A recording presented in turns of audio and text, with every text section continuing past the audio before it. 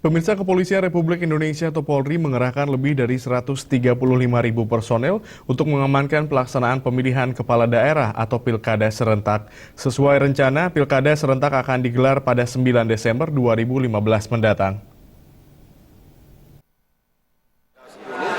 Sampai tanggal 14 yang mana...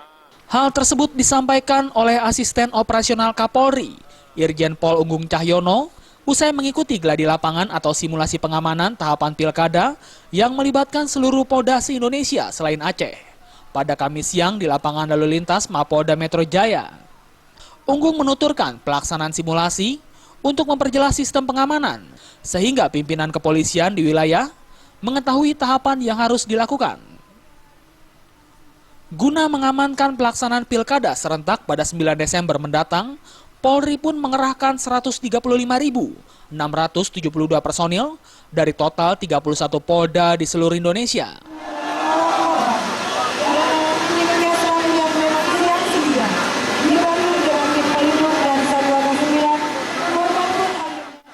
Total kekuatan nanti akan kita gelar 135.672 personel. Seluruh Indonesia ada 31 Polda, hanya satu yang tidak melaksanakan yaitu dari Aceh.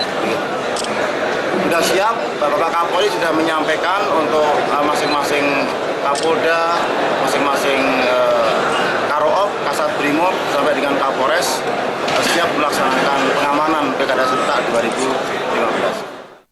Selain itu, Unggung juga mengaku telah memetakan daerah rawan konflik yang berpotensi terjadi gangguan keamanan ketertiban masyarakat. Polri menerapkan pola pengamanan tempat pemungutan suara dengan sistem 2 polisi dan 10 petugas lingkungan masyarakat untuk menjaga 5 TPS. Dari Jakarta, Zikri Amin melaporkan.